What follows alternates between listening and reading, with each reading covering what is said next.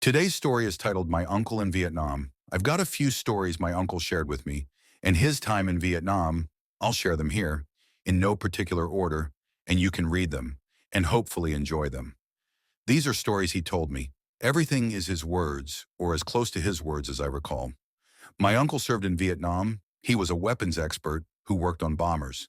His base was a few miles from the airstrip, so every morning he took a transport to the airstrip. He had to walk, he says, about a mile one way, turn left and walk another mile to get to his transport. One day he was running late and didn't want to miss his transport, so he decided to cut across a field that was in the center. He ran over, hopped the barbed wire, and cut across the field. He came out the other side. He didn't know exactly where he was, and there was a Marine directing traffic. He walked up to the Marine who was facing the other way, tried yelling out to him, but there was too many engines and the Marine couldn't hear him. My uncle tapped him on the leg, which really scared the guy. "Where the hell did you come from? I was watching these roads all day and didn't see you." "I came from back there," pointed over his shoulder. "Not possible. Where did you come from?" "Look, I hopped the barbed wire and cut across this field, right he—" My uncle turned to see a sign labeled, "Minefield, stay clear." He turned back to the Marine and went, "There wasn't a sign on the other side. There was barbed wire O.V. the other side." What I think is just great is whenever my uncle tells this story to another vet, at the VO or out at a restaurant, whenever he says, "barbed wire," they respond with, "Oh man, a minefield." How do you know that? Because they put barbed wire up.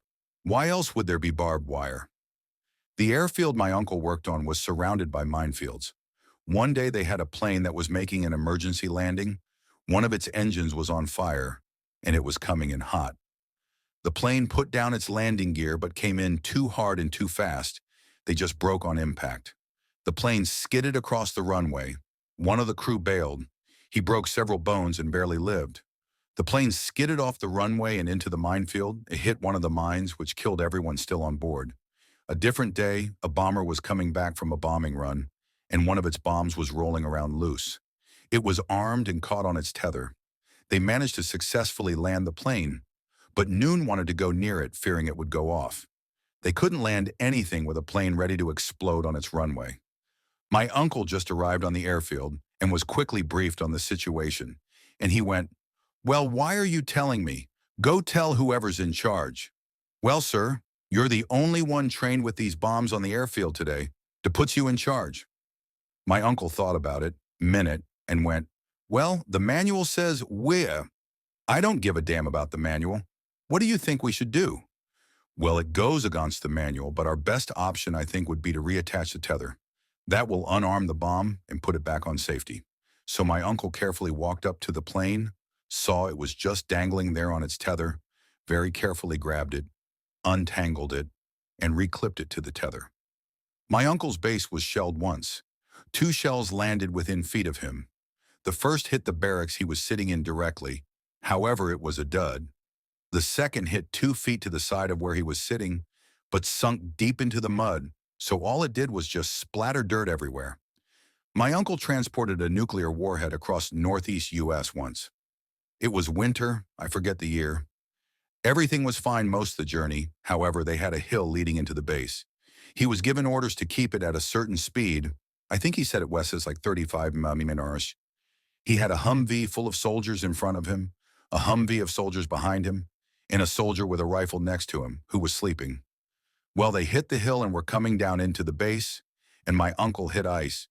The trailer started sliding on the ice and was trying to pass the truck, so my uncle hit the gas trying to even it out. My uncle almost hit the lead Humvee and passed them. Soldier next to him woke up and pointed his rifle him. My uncle went, "Shoot and we're all fucking dead." The soldier looked at the trailer and realized what was happening and lowered his gun. They entered the base going 70. Once they were at the bottom, my uncle managed to get it all under control and park the truck. The commander of the base approached him and pointed a pistol at my uncle. "What the hell was that? Are you trying to get us all killed?" "No, sir. Tell me, which of your men was supposed to put the salt down on that hill?" The commander walked away for a few minutes, yelled at some men, then came back and apologized. My uncle was on an airfield somewhere in the U.S. He never told me where. But one night, it was late, he stepped outside for a smoke and noticed the runway wasn't lit, which wasn't normal. They normally had the landing lights on 24/7. He walked closer and saw a large dark object landing on the runway. It turned into a bunker with no lights on, and they closed the doors. My uncle just thought to himself, I don't think I was supposed to see that, and kept it to himself. About a month later, they revealed the SR-71 Blackbird. He thinks that's what he saw. Unfortunately, that is the end of today's story. Make sure to subscribe and like the video to stay updated on more short stories. Also, don't forget to comment down below any stories that you have.